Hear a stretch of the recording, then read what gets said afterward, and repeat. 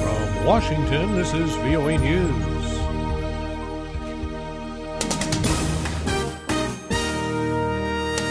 Kurdish forces in Syria getting reinforcements. Ebola cases in Liberia slowing down. I'm Ray Kouguell reporting from Washington. Kurdish fighters in northern Syria are getting a boost in their battle with Islamic State militants in the town of Kobani. A group of about 50 rebels from the Free Syrian Army arrived Wednesday in Kobani after crossing into Syria from Turkey.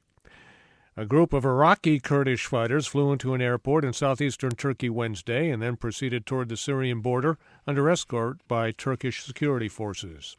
A senior official at the World Health Organization says the number of new cases of Ebola in Liberia, the worst affected country, is starting to go down.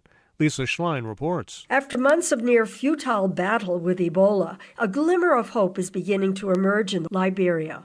WHO Assistant Director General Bruce Aylward says he is cautiously optimistic that the tide may be turning. He says there has been a huge effort to inform the population about how Ebola is transmitted in order to get people to change the behaviors that are putting them at risk.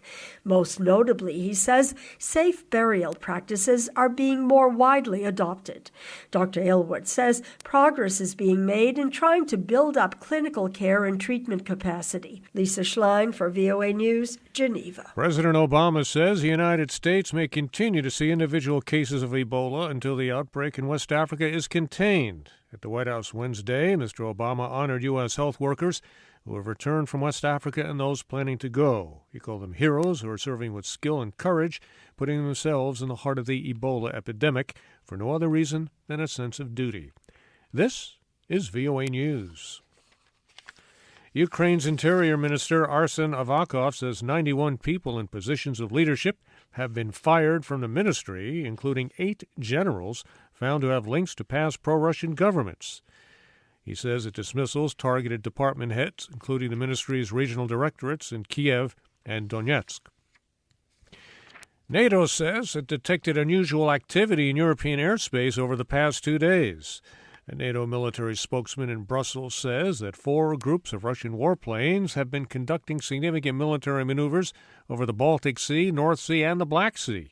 Norwegian, British, Portuguese, German, and Turkish fighters were sent up to intercept and identify the Russian planes. Russia successfully launched an unmanned rocket with supplies for the International Space Station from Kazakhstan on Wednesday, just hours after a catastrophic explosion destroyed a similar mission in the United States. On Tuesday, an unmanned commercial rocket with supplies and equipment for the space station burst into fiery fragments just seconds after liftoff from Wallops Island in the U.S. state of Virginia off the Atlantic coast. The cause of the mishap is under investigation. No one was hurt. Egypt is evacuating hundreds of families from their homes along its border with the Gaza Strip. Egyptian authorities are trying to stop terrorist operations they believe are originating in the Palestinian territory through tunnels under the border. Edward Iranian has more. Al Jazeera TV showed live webcam footage of a bulldozer knocking down a cement and cinder block building in the northern Sinai border town of Rafah. The report said Egyptian authorities had ordered 600 families in one area of Rafah to leave their homes. Egyptian media report that local army commanders spoke with affected residents, giving them 48 hours to remove their belongings. Egypt declared a state of emergency in the northern Sinai following a terrorist attack last Thursday that killed more than 30 Egyptian soldiers. Edward Iranian, Cairo. Pakistani military officials say 8 soldiers have been killed in an operation against militants in the country's Khyber tribal region. The clash Wednesday also left 21 militants dead.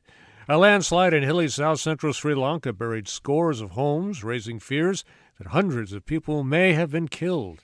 Heavy rains triggered the wave of mud. A 50-meter-wide river of lava crossed one residential property and is now headed for the main road in the seaside town of Pahoa on the U.S. island state of Hawaii. The molten stream from Kilauea volcano is threatening dozens of homes and businesses. I'm Ray Kouguell in Washington. That's the latest world news from VOA.